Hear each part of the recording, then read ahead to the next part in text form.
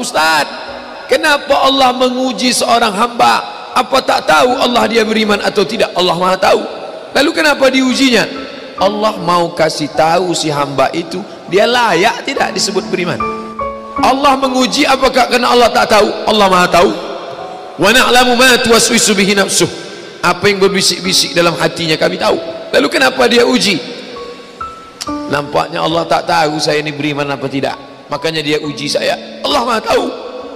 Wa huwal alimul khabir. Dia Maha tahu yang tersurat, yang tersirat, yang berbisik, yang terucap, dia tahu. Lalu kenapa dia uji? Dia mau ngasih tahu kamu layak apa tidak disebut orang beriman.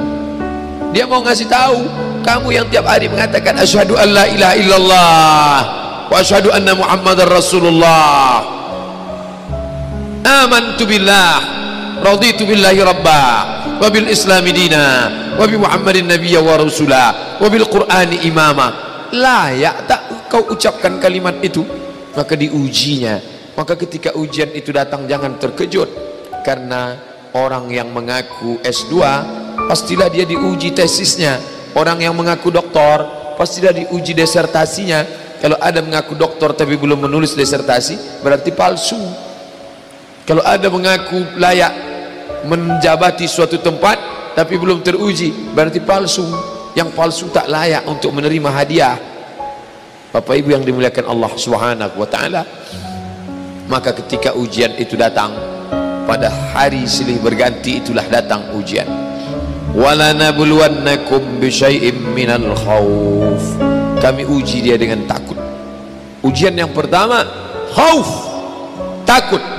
Yang kaya takut miskin, yang senang takut susah, yang sayang pada anak takut anak mati, yang sayang pada ayah takut, yang punya istri takut istrinya meninggal, yang punya suami takut suaminya mendahului dia. Takut. Apakah takut itu bisa membuat orang menjadi kafir? Ya.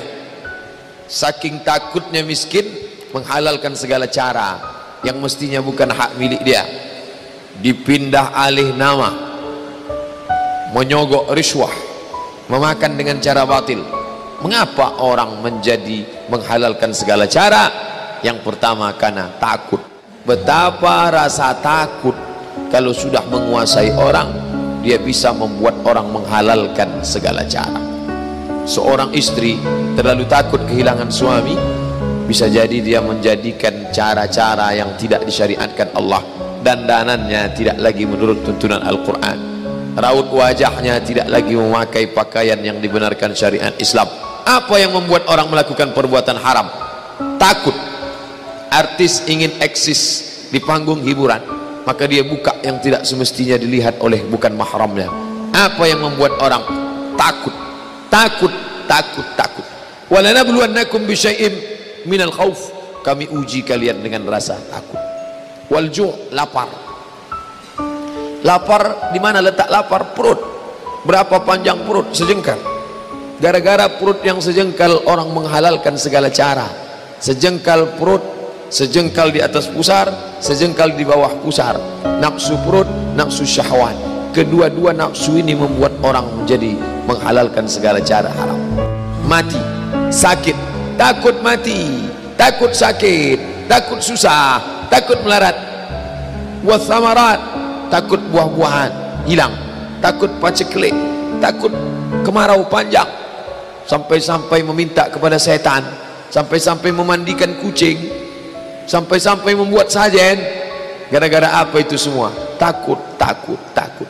Wabasyiris sabirin, berikanlah kabar gembira kepada orang-orang yang sabar. Siapa itu? Alladzina idza asabathum musibah, orang-orang yang ketika dia ditimpakan ujian itu, apa kata mereka? Qalu, mereka berkata, inna lillah wa inna ilaihi raji'un.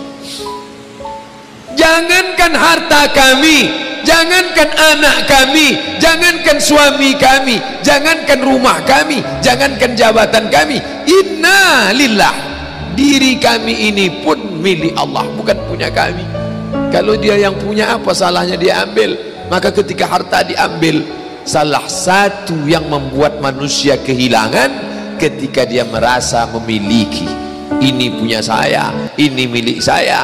Kalau orang sudah terlampau memiliki, maka ketika hilang muncul kekecewaan, salah sangka. Makanya kita ini selalu sering salah sangka. Kita sangka punya kita, padahal bukan punya kita. Lillahi ma fis samawati wa ma fil ard. Apa yang di langit, apa yang di bumi, lillah, bukan punya kamu. Kenapa? Kalau sampai kita katakan punya kita, lalu ketika dia hilang kita stres, kita depresi. Orang yang kehilangan anak, dia tidak sedih. Kenapa? Karena itu pergi duluan, nanti dia akan menyusul belakangan. Suami kehilangan istri, dia tak sedih. Kenapa?